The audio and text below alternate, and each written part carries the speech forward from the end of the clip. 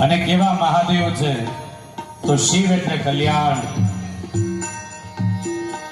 મહાદેવની ઉત્પત્તિ કરીને બ્રહ્માજીએ આદેશ કર્યો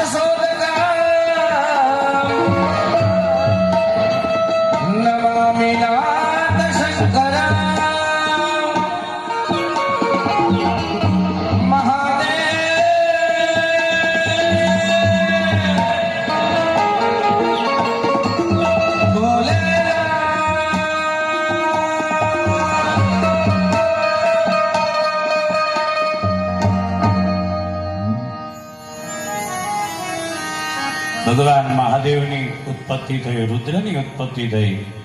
બ્રહ્માજીએ કીધું કે તમે સૃષ્ટિની રચના કરો. તો રુદ્રએ ચાલુ કર્યું તો ભૂત, પ્રેત, પિશાચ, ડાકીણી, સાકીણી. રુદ્ર એટલે ક્રોધનો અવતાર હતો. પેલી કહેવત છે ગુજરાતીમાં કે બાપ કેરા કોઈ સાંભળી જ નથી કે શું? હા, બેટા. જેવો બાપ હોય એવા બેટા હોય. તો મહાદેવ રુદ્ર અવતાર છે તો એના દીકરા કેવા હોય? ભયંકર.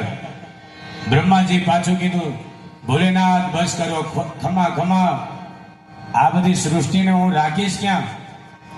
ભૂત, પ્રેત, પિશાચ બધાને રાખીશ ક્યાં? તમારે નથી કરવી, હવે તમે તપશ્ચર્યા કરો.